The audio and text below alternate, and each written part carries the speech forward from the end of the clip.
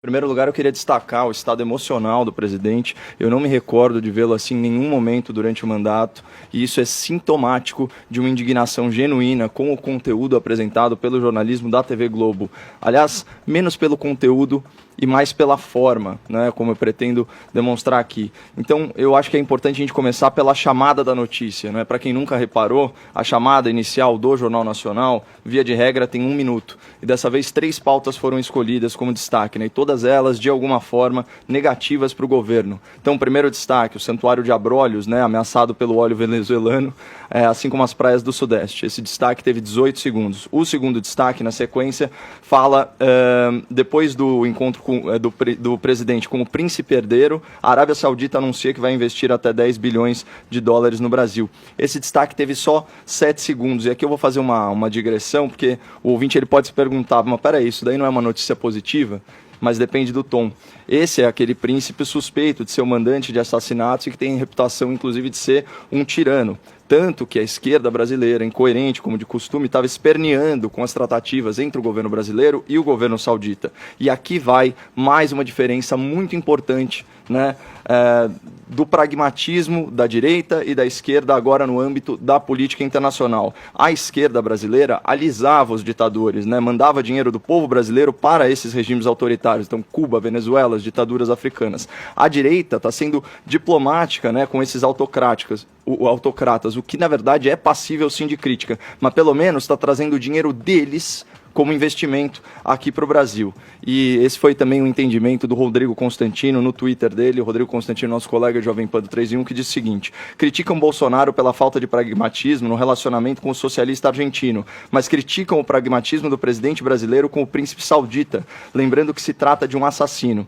É para ser pragmático e focar no comércio ou não? Decidam-se. Bom, feita essa breve digressão, né, já que o presidente está em viagem à Arábia Saudita, vamos voltar à chamada do Jornal Nacional, que não constava da reportagem, então por isso eu vou ler rapidamente. Exclusivo. A Polícia do Rio analisa o caderno da portaria onde mora Rony Lessa. Ele é um dos suspeitos de assassinar Marielle Franco. O caderno registra que outro suspeito entrou no condomínio na noite do crime, dizendo que iria para a casa do então deputado Jair Bolsonaro. Aqui, uma breve concessão ao presidente. Mas o porteiro afirma que, na verdade, ele seguiu para a casa de Rony Lessa. E a lista de presença da Câmara mostra que Jair Bolsonaro estava em Brasília e não no Rio. A citação ao nome Bolsonaro torna obrigatório que o Supremo Tribunal Federal analise o caso. Essa é uma chamada de 35 segundos, portanto, que tem protagonismo. Entre o jornal. Quais são as pautas que antecedem a notícia e que vão construindo um ambiente tenso para o governo e para o presidente? Primeiro, reforma do funcionalismo público, que atinge 12% da força de trabalho no Brasil, dificuldades na relação com a Argentina, que agora é um país neossocialista,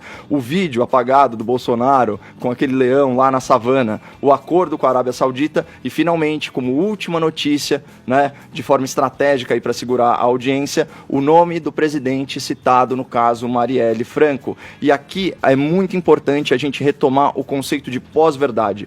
Para o grande público, a percepção emocional sobre um fato supera muito a análise racional sobre esse mesmo fato. Então, aqui você tem um grande tema, que é o quê? Assassinato de Marielle Franco. Tudo que for falado será, de uma forma ou de outra, associado a esse tema no plano emocional. Isso tem protagonismo, né? A razão, ela é um fator moderador dessa percepção, eu diria até coadjuvante, né? Então, o que a Globo faz? Ao externar confusão, contradição, dúvida, o jornalismo, ele consegue sim associar no imaginário popular a imagem do presidente ao crime. É por isso que ele ficou desse jeito. São frases desse tipo que eu extraí aqui da reportagem, abre aspas. No mesmo condomínio onde o presidente tem casa. No depoimento, o porteiro alega que fez uma ligação para a casa 58. Ligação atendida pelo, abre aspas, seu Jair. Segundo a escritura do imóvel, a casa pertence ao presidente. A polícia vai apurar com quem de fato o porteiro conversou aquele dia. Nossa equipe encontrou uma contradição no depoimento do porteiro. Vá! Depois de saber das investigações envolvendo a casa do presidente, representantes do Ministério Público foram a Brasília.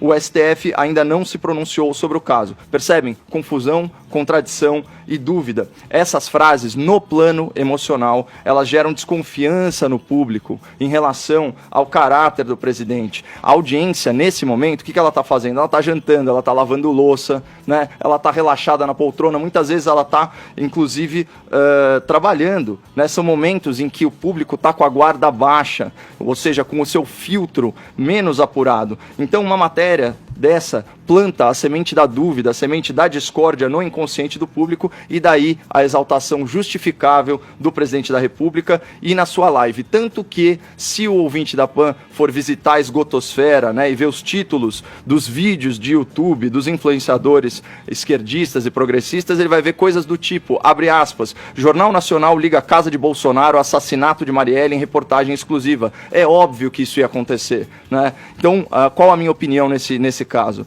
Verificado o álibi incontestável do presidente da República, essa matéria não deveria ter ido ao ar. Mas se fosse, qual que é a real notícia aqui nesse caso? Essa é menos uma notícia sobre o caso Marielle e mais uma notícia sobre a tentativa frustrada de incriminar o presidente. O tema aqui não é assassinato da Marielle, o tema é tentativa de incriminar Bolsonaro. E como que seria uma notícia, aliás, a chamada de uma notícia realmente isenta? Eu faço uma sugestão à Rede Globo, exclusivo. A reportagem da Globo identificou uma contradição na investigação do caso Marielle, que sugere tentativa de incriminar o presidente da República. Jair Bolsonaro, citado no depoimento do porteiro de seu condomínio, estava comprovadamente em Brasília no dia do relato que o situava no Rio de Janeiro.